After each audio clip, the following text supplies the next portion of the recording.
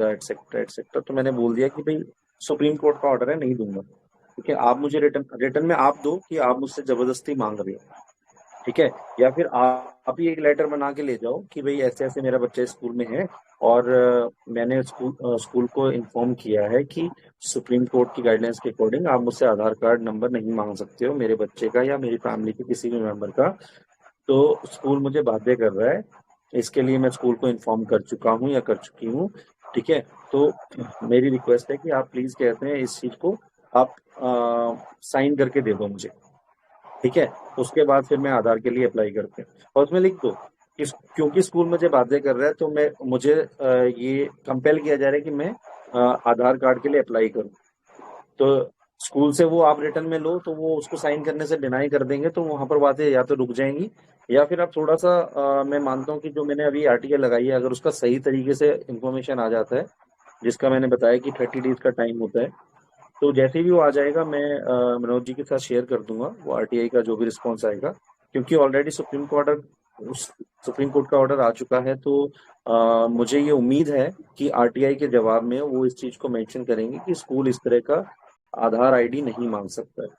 तब तक के लिए आप सुप्रीम कोर्ट का जो ऑर्डर है उसकी आपको ऑनलाइन इंफॉर्मेशन बहुत इजीली मिल जाएगी, वो आप डाल के उस चीज को स्कूल को दिखा सकते हैं। तो आई होप कि स्कूल उस चीज को फॉलो करेगा। हाँ जी। एज और एक फार और एज चीज, आप उसको ओल्ड मेल पे रखिए। एडमिशन। आप उसको मेल पे रखिए, स्कूल की ईमेल आईडी लीजिए और उसको मेल पे रखिए, वो आपके पास एक ऑथेंटिक प्रूफ रहेगा। कभी भी आपको प्रेजेंट करना पड़ेगा तो आप दिखा सकते हैं उस चीज को। तो स्कूल भी बाउंड रहेगा, उसके अंदर भी डर पैदा होगा कि मेल पे इन्होंने ये डाला हुआ है और सुप्रीम कोर्ट की सीधा सीधा अवमानना होगी वो। तो कंटेम्प्ट ऑफ कोर्ट में स्कूल फंसेगा, तो आई होप कि कहीं ना कहीं वो डरेगा इस चीज को करने से।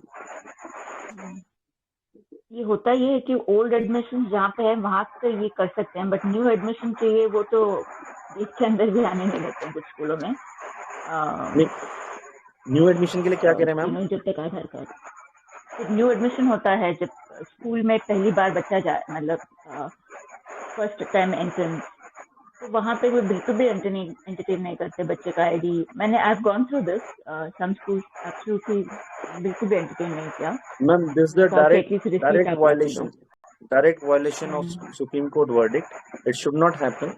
It is the contempt of court, because it has been clearly mentioned that school admissions school admissions, Aadhaar card is not important. I'll share the information with Manoj and he will definitely going to circulate it in the group so that you can use it as a tool. And I understand this is very difficult to deal with the school authorities, but again, if you are very strong with your you can take the printout of that and you just show it to them, and then they have to answer it. So I think you are on a strong position. You need to be little bold when you are getting, means when you are aware about your rights, then I think the boldness comes from within, and they have to fear. You need not. Right जी। I mean, मेरा ये है कि कि किसी तरह से उनको स्टॉप कर दें क्या, ताकि वो आगे लोगों को ना पूछें, वो क्योंकि एक बार दैट आरटीआई बिकम्स आ जाए तो वेरी। देखते हैं मैम क्या जवाब आता है। आरटीआई का जवाब आ जाएगा तो फिर उनको फिर अच्छे से समझाएंगे।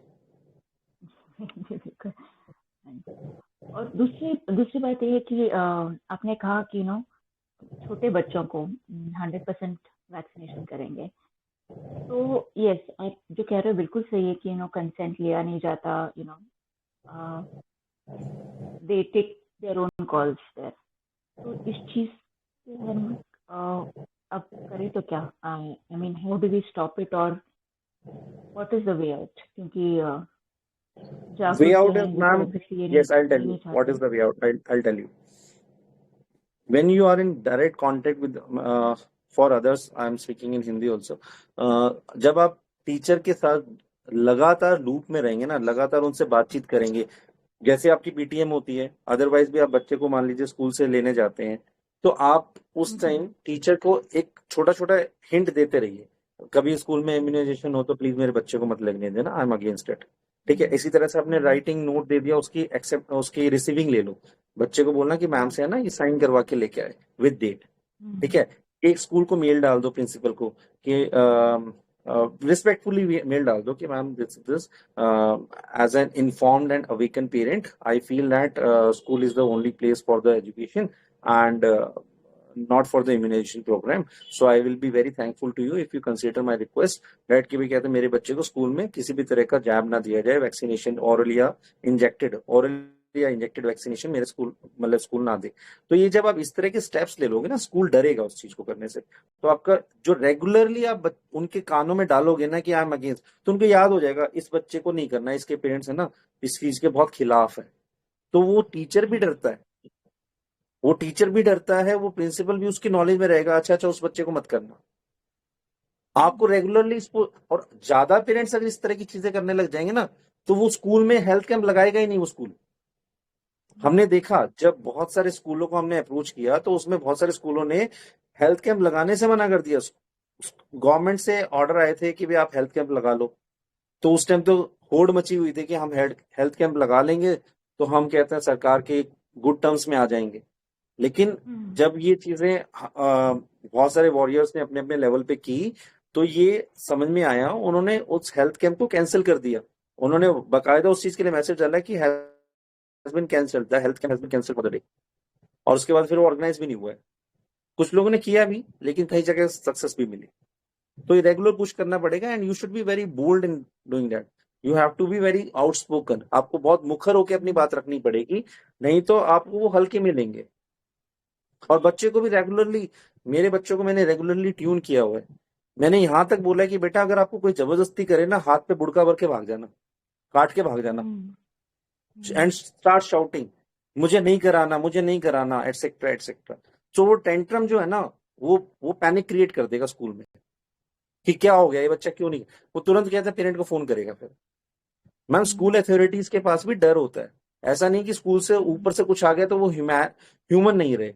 ह्यूमैनिटी तो उनके अंदर है ना, उनके अंदर अपने जॉब प्रोफाइल, अपने कहते हैं कानून का डर तो उनके अंदर भी कहीं ना कहीं होता है। स्कूल ऐसे ही रन नहीं हो जाते हैं। जब आप लॉ की बात बड़ी अच्छी करोगे ना चीज और बोल्डली बात करोगे तो वो डरेंगे मैम। थी।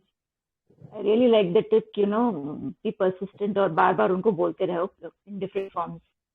I think ये, क्योंकि कभी कभार वो मिस कर सकते हैं, पर बार बार राइट, बोलने से शायद वो रजिस्टर हो जाएगा। Thank you so much. On both the levels you have to work. आपको रिटर्न में भी रखना पड़ेगा, ताकि सिर्फ वर्बल होने पे राइट, आपको पता है स्कूल कि से है। It is not having any kind of evidence नहीं होगा, तो फिर your case will be very light. और आपको वोकल इसलिए होना पड़ेगा कि उनको, है तो ह्यूमन बींग्स, अगर उनसे मान लीजिए वो भूल गए, इंटेंशनली नहीं किया, गलती से हो गया, फिर आपके पास रिग्रेट करने के कुछ नहीं रहेगा ना। तो आपको वोकल भी होना पड़ेगा और आपको रिटर्न में एज अ प्रूफ भी रखना पड़ेगा। तो दोनों चीजों पे पैरेलली वर्क करना पड़ेगा। Thank you so much. Thank you. Vikram ji, एक मेरा क्वेश्चन था। हाँ जी प्लीज। इस पॉलिसी में हमने पढ़ा कि एक जगह लिखा हुआ था कि the additional responsibility will now perform by the national testing agencies of conducting entrance examination for admission to universities across the country in addition to the JEE, mains and NEET. Yes. So Right. that is my question कि who will define the national testing agency? वो मतलब government कि agency होगी। हाँ जी बोलिए बोलिए। I think they are giving it, मतलब they are participating in third party in education system. हाँ, उसमें क्या हो रहा है, ये नेशनल एजुकेशन पॉलिसी में 4.41 यानी chapter 441 on page number 19 it is mentioned that it is proposed to set up a national assessment center, PARAK, performance assessment review and analysis of knowledge for holistic development। तो यहाँ पर ये इस तरह की bodies, अब आप देख रहे हैं कि गवर्नमेंट जो टेस्ट आज भी ऑर्गेनाइज करती है उसके लिए टेक्निकल बॉडीज उन्होंने बना ली है, जो कि डिजिटल कंटेंट जो है उसके ऊपर काम करेगी। डिजिटल कंटेंट को मैनेज करना भी इजी नहीं है, उसके लिए उनको ऐसे रिसोर्स पर्सन चाहिए जो कि डिजिटल कंटेंट पे काम कर सके। तो इसके लिए जो उन्होंने बॉडीज, ये सीबीएसई और एनसीईआरटी के बस की तो ऑब्वियसली नहीं थी ये चीज, तो ये मैं बॉडी आपको बता रहा हूँ, जस्ट अ मिनट। परख का जैसे मैंने आपको बताया, performance assessment review and analysis of knowledge for holistic development. इसके साथ साथ जो हमारा ये है, and just minute, NCT, right. या यहाँ पर कहते हैं टेक्निकल वो है ब्रांचेस हैं, गवर्नमेंट ऑफ इंडिया की टेक्निकल ब्रांचेस हैं जो इसको कंडक्ट करेंगे, और मैंने आपको बताया कि ये ब्लॉकचेन टेक्नोलॉजी में जाएगा। ठीक है, blockchain technology, if you are aware, that's a part of the new world order, जिसमें आपका ये जो CBDC जो है वो भी सारा ब्लॉकचेन टेक्नोलॉजी में जा रहे हैं। And they have a close understanding कि आप क्या कर रहे हो एज अ टीचर, आप क्या कर रहे हो एज अ स्टूडेंट, आप क्या कर रहे हो। एंड उसके लिए एक स्पेशल टर्म वाज देयर, मैं उसको अभी सर्च नहीं कर पा रहा हूँ। National education technology forum, national educational technology forum is one of that, NETF। So they have the these things ready, जैसे central institute of educational technology, ठीक है, और दीक्षा ऐप हो गया, digital infrastructure for knowledge sharing. इन्होंने बहुत सारे ये इस तरह के कहते हैं एब्रीविएशन से इन्होंने डिफाइन किए हैं, जो कि